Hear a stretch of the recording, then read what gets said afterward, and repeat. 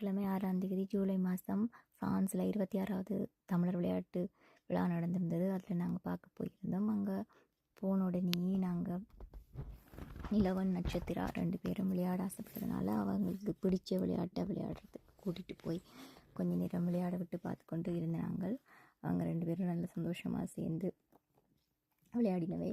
அதுக்கு பிறகு அங்கே பக்கத்தில் சங்கீத கதிரை அப்படின்ற ஒரு விளையாட்டு நடந்தது. அது சிறுவர்கள் விளையாடினவை. பாட்டு போட்டு இடைக்கிட பாட்டி அந்த விளையாட்டு நல்லா இருந்தது. கொஞ்ச நேரம் பார்த்து கொண்டு இருந்தாங்க. பங்கு பெற்றினவை அந்த வெற்றி பெற வரைக்கும் அந்த சிறுவர்கள் விளையாட்டு கொஞ்ச நேரம் பார்த்து நாங்கள் முடிஞ்சதுக்கு பிறகு பெரியாக்களுக்கு நடக்க போகிறதா அனௌன்ஸ் பண்ணினவை. நாங்கள் அந்த இடத்த விட்டு டீ குடிக்கிறதுக்கு போயிட்டோம். டீ குடிச்சிட்டு சாப்பிட்டோம். நாங்கள் பிரியாணி வாங்கி சாப்பிட்ருந்தோம். சாப்பாடு ரொம்ப உரைப்பாக இருந்தது.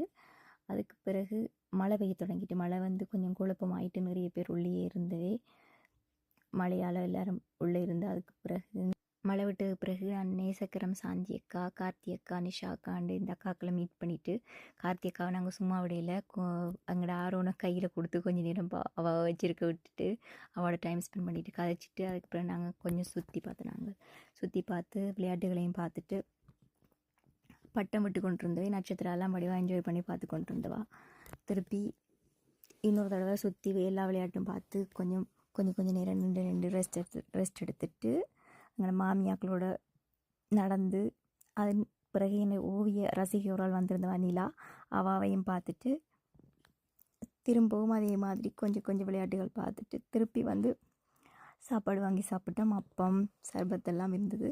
இன்னும் நிறைய சாப்பாடு நாங்கள் இதை சாப்பிட்டுட்டு கொஞ்ச நேரம் மறுபடியும் விளையாட்டு சுற்றி பார்த்த நாங்கள். மழையும் இடைக்கிட நிறைய குழப்பமாக இருந்தது. ஒரு இடத்துல நின்று பார்க்க வேண்டி இருந்தது.